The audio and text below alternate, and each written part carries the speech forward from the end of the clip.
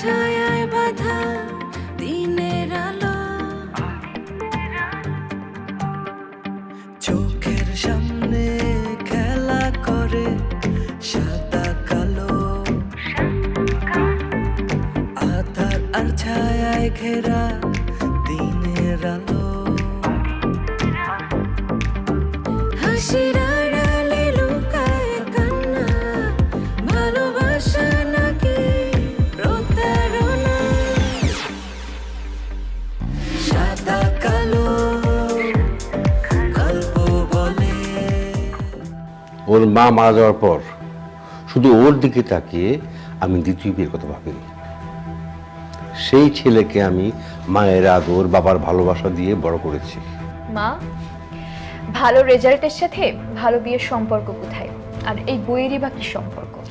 জানো বাবা, ছেলেরা না মেয়েদের মতন মনের কথা বুঝতে পারে না। তো কি বলবো বল, তুই তো রান্নাও করতে পারিস না, কোনো কাজও করতে পারিস না। এই ঘরের মধ্যে সবচেয়ে ভালো রান্না করতো আমার রুহু। রুহুই তো তোমার মেয়ে, আমি তো তোমার কেউ না, আমি তো তোমার সৎ মেয়ে। তুমি যে আমাকে হসপিটাল থেকে নিয়ে আসছিলে ওখানে রেখে আসো, যাও। কে বলছে তোকে আমি হাসপাতাল থেকে আনছি? তোকে তো আমি রেলওয়ে স্টেশনে কুড়ায় পাইছি। ওখানে যে ট্রেনটা চলতেছিল না, ওই ট্রেনের উপর তুই টুপ করে পড়ছিলি, বুঝছিস? যাও তো, আমার ভালো লাগতেছে না, কথা বলবো না আমি তোমার সাথে। এই তো এতক্ষণ তো এই ছুতাই ধরতেছিলি। তুই তো একটা অকর্মা মেয়ে, তোকে কে নেবে বলতো? কেউ আছে নাকি? আর এই যে যাই যাই করতেছিস, ছুতাটা তো ঠিকই ধরে ফেললি। হ্যাঁ দেখো মা, এসব উল্টাপাল্টা কথা বলবা না। আমি আসছি তোমাকে কাজে হেল্প করতে, আর তুমি এসব উল্টাপাল্টা বকাবকি করছো। এমনি আমার মন মেজাজ ভালো না, তার মধ্যে তুমি সকালবেলা কানের কাছে ঘ্যানর ঘ্যানর করে আমাকে ঘুম থেকে উঠায় নিয়ে আসছো। এখন তোমাকে আমি পেঁয়াজ কেটে দিচ্ছি, সেটাও তোমার ভালো লাগতেছে না। ও, খালি আমি বলতেছি, তুই তো কিছুই বলতেছিস না, তুই খালি শুনতেছিস না? এত ভালো মেয়ে তুমি। আমি কখন বললাম যে আমি চুপ করে আছি? আমিও তো তোমার সাথে সাথে কথা বলছি। কি বলতেছিস না বলতেছিস বুঝে বলতেছিস তো? মা, আল্লাহ জবান দিছে কথা বলার জন্য। সব কিছুর উত্তর দেওয়ার জন্য আল্লাহ জবান দেয়নি, সঠিক কথা বলার জন্য আল্লাহ জবান দিছে, বুঝছিস? আচ্ছা মা, আমি আর কিচ্ছু বলবো না, তোমার যা ইচ্ছে হয় তুমি বলো। আল্লাহ আমাকে দুইটা কান দিছে, আমি খালি শুনবো। তুই সেই মেয়ে না রে আয়েশা, তুই শোনার মেয়ে না, কথা শোনার মেয়ে হচ্ছে আমার রুহু। যাও তো, ভালো লাগে না আমার। একটা কাজ করতে আসলাম। কিছুই পারিস না, আবার ভগর ভগর করিস। হ্যাঁ, কিছুই বলা যায় না তাকে, কি সব কেটে রাখছে। এগুলোতে আমি তরকারি কিভাবে রান্না করবো?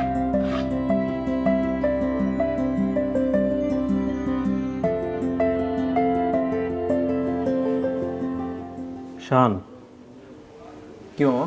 কি শুনতেছি এগুলা? আবার কি শুনলাম? দুলাভাই আমাকে হঠাৎ করে জরুরি তলব দিল, বললো তোর সাথে কথা বলার জন্য। তুই নাকি ওই দুলাভাইয়ের যে বিজনেস। দুলাভাইয়ের বিজনেস দুলাভাই করুক, তোমার বিজনেস তুমি করো। এগুলা বাদে তোমার যদি আর কোনো কথা থাকে তুমি আমাকে বলতে পারো। আচ্ছা ঠিক আছে ঠিক আছে। আচ্ছা শোন, বিজনেস প্ল্যান বাদ দে। বিজনেস প্ল্যান অফিসে একদিন ঠান্ডা মাথায় শুনবো। ওই যে মেয়েটা কি জানি নাম, আয়েশা, আয়েশাকে নিয়ে তোর কি প্ল্যান সেটা বলো আমাকে। আয়েশাকে নিয়ে তো আমার অনেক প্ল্যান মামা। আচ্ছা শোন, প্ল্যান বলার আগে আমি একটা কথা বলি। বাস্তবতা আর মোহ দুইটা কিন্তু দুই জিনিস। আগে তুই নিজেকে ফিল কর, তুই কি বাস্তবতায় আছিস না মোহতে। এইটা তো মামা সময় বলে দিবে, সো সময়ই আসলে তোমার উত্তরটা দিয়ে দিবে। আমি এখন এই উত্তরটা না দিই। বুঝতে পারছি, তুইও তোর বাপের মতো হয়ে গেছিস, উপমা ছাড়া কোনো কথাই বলতে পারিস না। সময় বলে দিবে, সময় বলে দিবে। আচ্ছা বাদ দে, শোন ক্ষুধা লাগছে, বাসায় তো মনে হয় কিছু নাই খাওয়ার। এক কাজ করি, চল বাইরে যাই। অনেক দিন হয়েছে মামা ভাই না একটা ট্রিট হয় না, সেই হবে।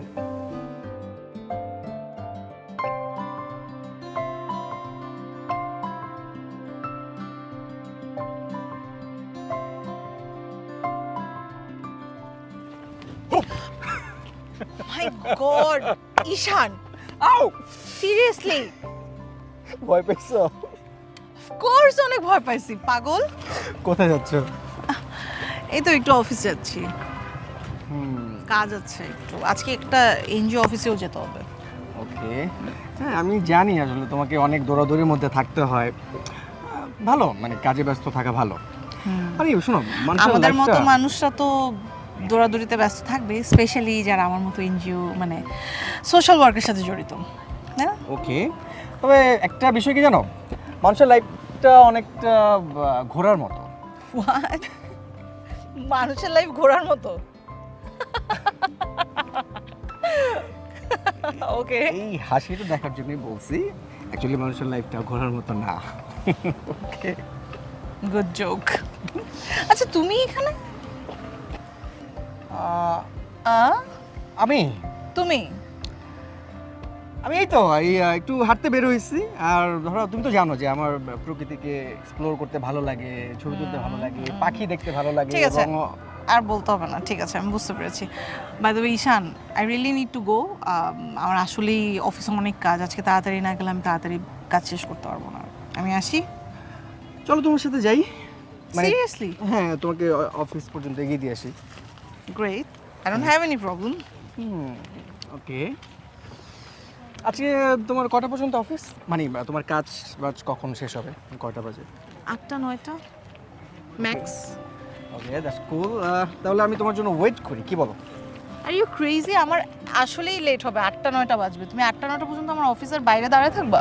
I don't have any problem because of আছে না, আমার কোনো কাজ নাই, মানে বুঝছো, এমনি বের হয়েছি, একটু প্রকৃতি দেখবো, একটু ঘোরাফেরা করবো, ফুল দেখবো, পাখি দেখবো, বুঝছো? আমার কোনো অসুবিধা নাই। ফাইন ফাইন, তোমার যদি এতই মেধার জন্য কষ্ট করতে ইচ্ছে করে তাহলে তুমি অবশ্যই আমার অফিসের বাইরে ওয়েট করতে পারো। আর যদি মনে হয় যে না, মেধার জন্য ওয়েট করতে করতে আমি টায়ার্ড হয়ে গেছি, তাহলে ইউ ক্যান মানে চলে যেতে পারো আর কি। প্রশ্নই আসে না আরে চলে যাওয়ার। আসলে মাঝে মাঝে কষ্ট করতে অনেক ভালো লাগে, মানে কিছু কিছু কষ্ট মানুষকে অনেক আনন্দ দেয়, সো আমি কষ্টটা করতে চাই। ঠিক আছে, আপনি কষ্ট করেন, আমাকে এখন অফিস পর্যন্ত দিয়ে আসেন, চলেন। চলো।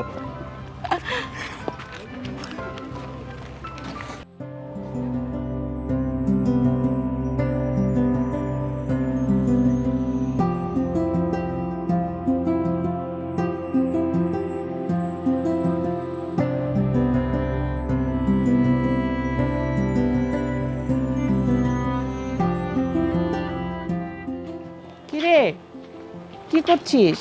কিছু না মা, এত সকালবেলা তো তোর ঘুম ভাঙে না কখনো?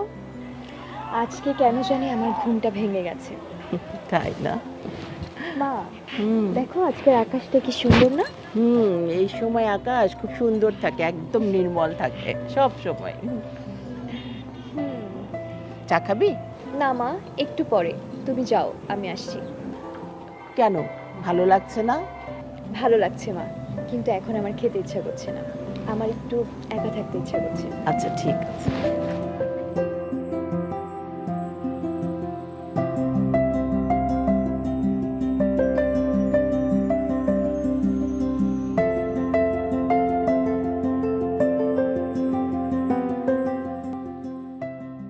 ভালোই তো। ওয়ালাইকুম আসসালাম, ভালো আছেন সবাই? ওয়ালাইকুম আসসালাম, কি অবস্থা তারেক? ভালো কথা। তো তোমার যে বিদ্যুতের লাইন দেওয়া হয়েছিল, সমস্যা নাই তো? জি না ভাইয়া, কোনো সমস্যা নেই। ভালো কথা। তো তোমার যেহেতু কোনো সমস্যা নাই, তুমি অফিসে যাও না কেন নিয়মিত? প্রতি মাসে একবার গিয়ে দেখা করার কথা না? 2 মাস ধরে তো যাও না। ভাইয়া একটু। আর দোকানটা এত ময়লা করে রাখছো কেন? একটু পরিষ্কার রাখবা, ঠিক আছে? জি ভাই। তুই তারেকের সাথে কথা বল, আমি সামনে আছি। তারেক শোন, এদিকে আয়, তাড়াতাড়ি।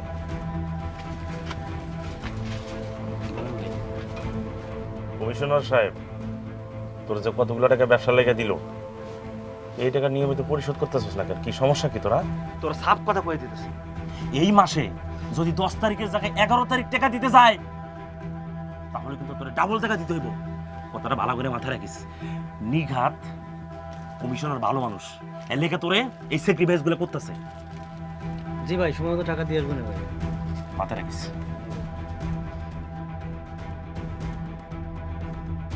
নিছি না 50,000 টাকা, 2 লাখ টাকার উপরে টাকা দিছি, তাও টাকা শোধ হয় না। কমিশনার যে কত ভালো এইটাতে বোঝা যায়।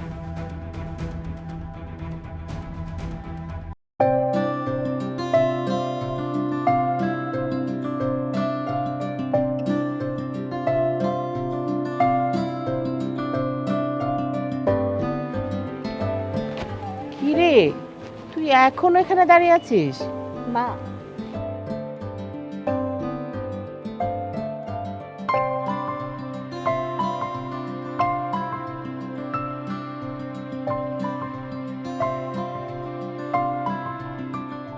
এদিকে আসো তো মা, এই ফুলটা তোমার খোপায় গুজে দিই। দেখো মা, তোমাকে কি সুন্দর দেখাচ্ছে। কিভাবে দেখবো? ছাদে তো কোনো আয়না নাই। নিচে গিয়ে আয়নার সামনে দাঁড়িয়ে কিছুক্ষণ মুগ্ধ হয়ে তাকিয়ে থাকো মা, আমি একটু পরেই আসছি। ইদানিং দেখছি আমার মেয়ে খুব বড় হয়ে গেছে, খালি একা একা থাকতে চায়। কেন, আমি কি তোকে খুব বিরক্ত করতেছি? কি আশ্চর্য কথা মা, আমি কি তোমাকে একবারও বলেছি যে তুমি আমাকে বিরক্ত করছো? আসলে মা, আমার কি মনে হয় জানো, আমিও মনে হয় একদিন আপার মতন তোমার থেকে দূরে সরে যাব। এসব কথা বলিস না তো মা, এগুলো কেন বলতেছিস? তুই আমার থেকে দূরে সরে গেলে আমি কিভাবে থাকবো? আমার কি হবে? তুমি তোমার 2 মেয়ের স্মৃতি নিয়ে থাকবে। মানুষ তো এক জীবনের স্মৃতি নিয়ে বাঁচে মা। আর মানুষের সঙ্গে কতক্ষণ থাকতে পারে বলো মা? একটা বয়সের পর মানুষ তো নিজেই তার সঙ্গে থাকতে পারে না। মানুষ নিজেকে ছেড়ে হারিয়ে যায় অন্য কোথাও, অন্য কারো মাঝে। আমি কি তোমাকে খুব মন খারাপ করে দিচ্ছি মা? সত্যি কথা তো সবসময় মানুষের মন খারাপ করে দেয় রে মা। মিথ্যা কথায় মন ভালো রাখার জন্য মানুষ সান্ত্বনা হিসেবে বলে। মিথ্যা কথা খালি সান্ত্বনার জন্য, আনন্দ দেওয়ার জন্য আর মন ভালো করার জন্য। হয়তো তাই মা। তুই তাড়াতাড়ি নিচে আয় তো, তুই না আসলে কিন্তু আমি কিছু খাবো না। আমি নাস্তা রেডি করে একদম টেবিল উপর রেখে আসছি। তুমি যাও, তুমি যাওয়ার সঙ্গে সঙ্গে আমি চলে আসছি মা। যাও তাড়াতাড়ি আয়।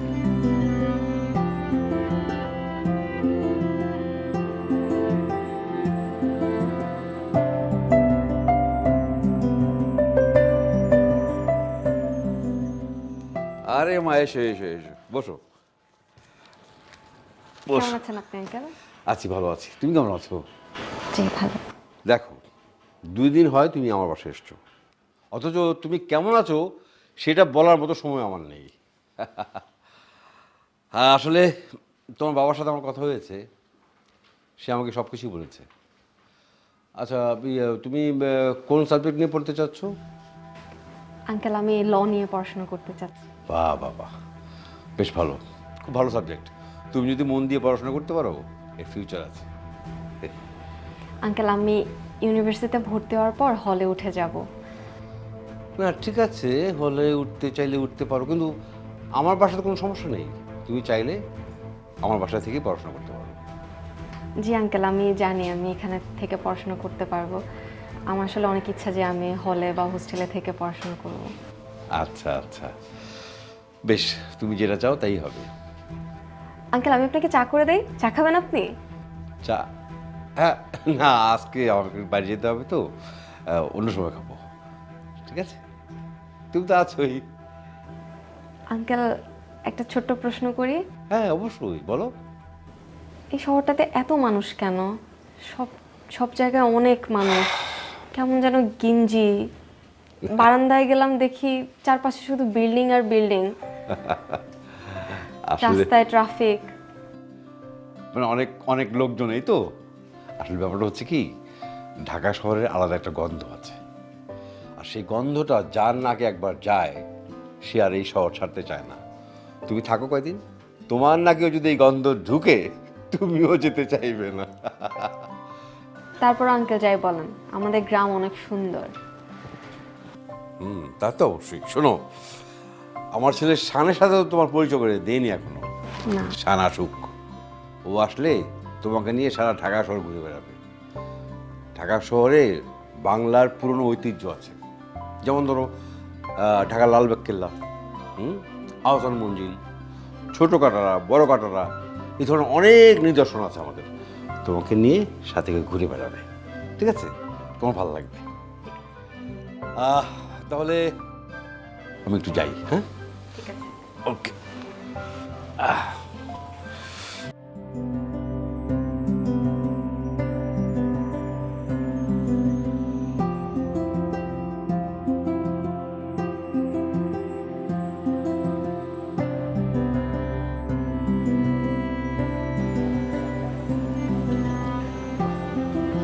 আয়শা,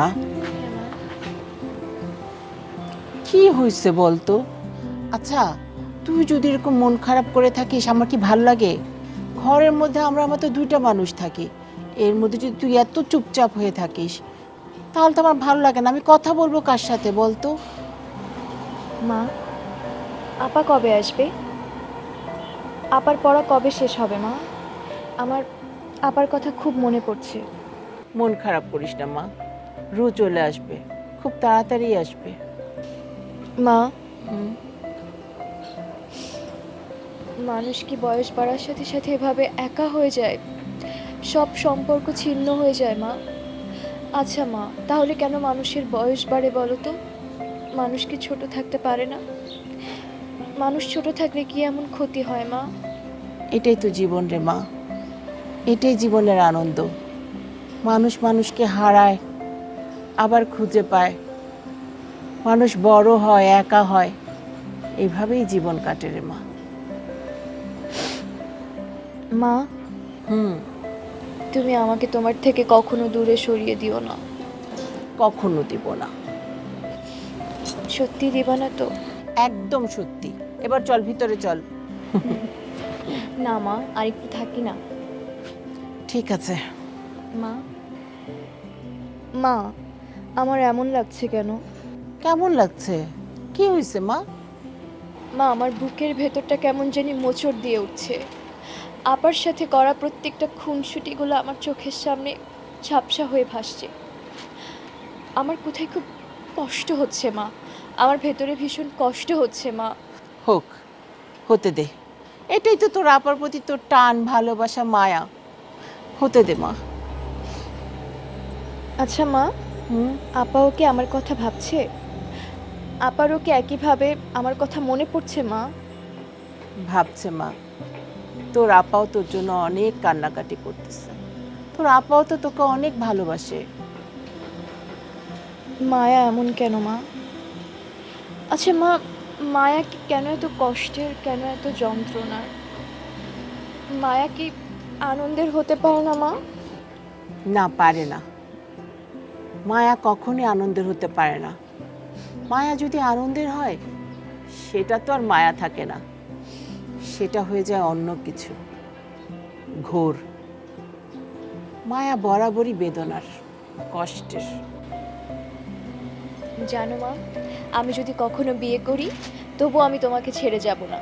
আমি যাকে বিয়ে করব তাকে আমাদের বাসায় ঘর জামায় রাখবো। তুমি আমাকে সত্যি যেতে দেবে না তো মা? আজকে তুই যদি আমার বিজনেসে হাত দিতি। অনেক বেলা হলো তো, ওঠো এবার। মানে আমি বন্ধু খুবই সরি। এই তো বাবা তোমার গরম গরম চা, খেয়ে বলো কেমন হয়েছে। আমি জানি তুমি ভালোই বলবে। এখানে আমি আমার ভালো লাগার জন্য তোমাকে ফোন দিই। আমি তোমাকে ফোন দিয়েছি, তুমি যে চিঠিটা লিখে রেখে গিয়েছো আর রীতিমতো যে চিঠি লিখে যাচ্ছ, এই জিনিসটা মোটেও ভালো না। হাসির আড়ালে